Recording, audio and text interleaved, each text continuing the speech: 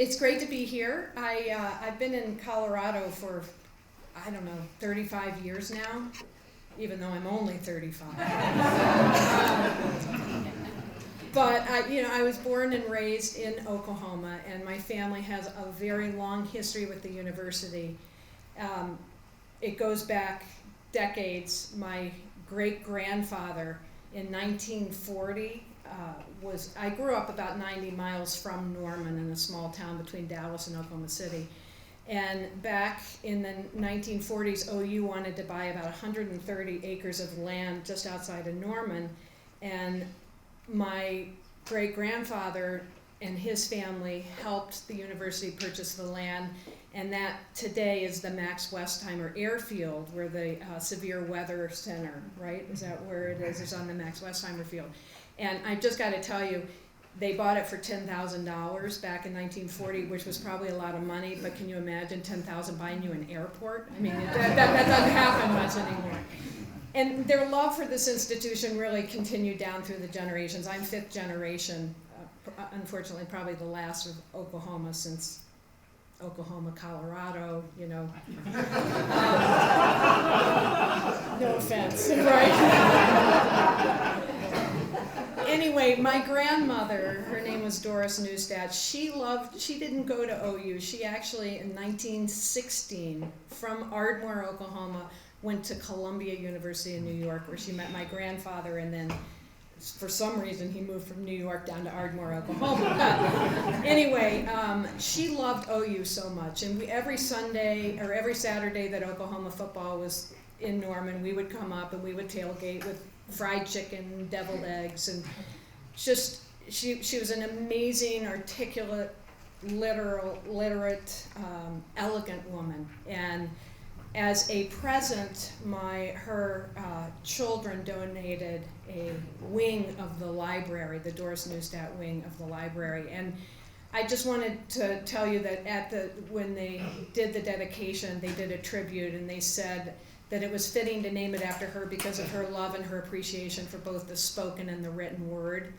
So it's fitting that in 1976, the Neustadt International Prize for Literature was endowed, and it's become what some coin as the American Nobel because of how many winners, jurors, and candidates have won the Nobel Prize for Literature.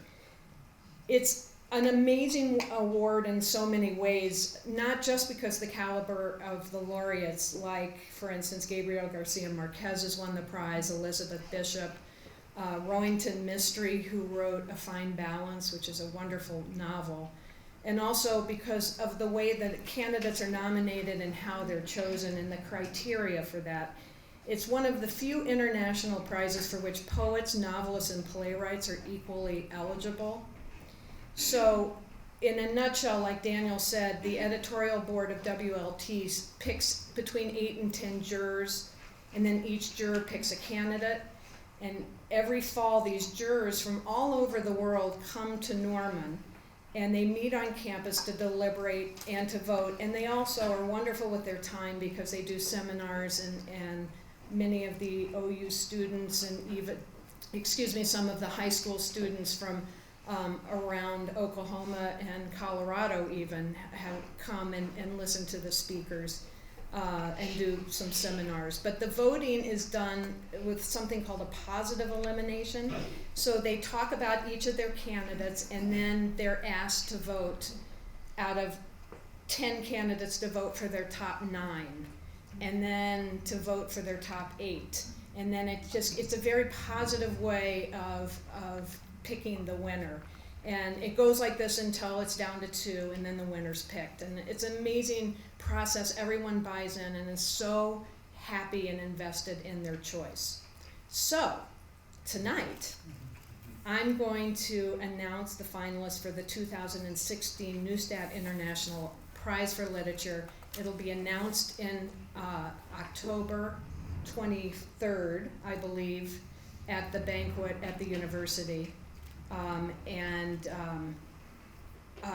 all these jurors will be on campus. And then the following year, the winner will come and receive their prize, which in addition to the money is a beautiful silver feather, which is it's housed in a piece of wood from an Oklahoma native tree that's been carved, and it's a symbol of the quill, the writing quill, and also the Native American culture in Oklahoma.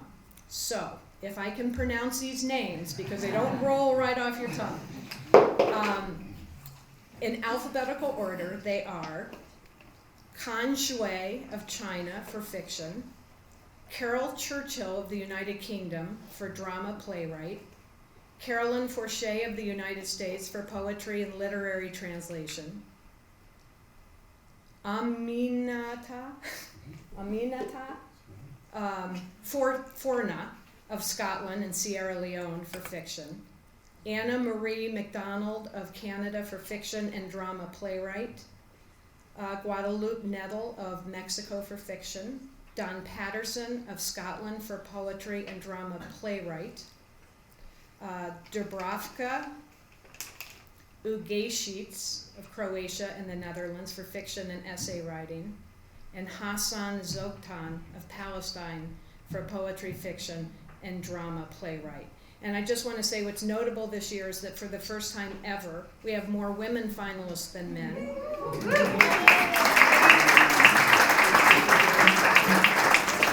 And that really is a reflection of the incredible power that women's voices are making across the world today, from the USA to China and everywhere in between. So thank you all very much. It's great to be here.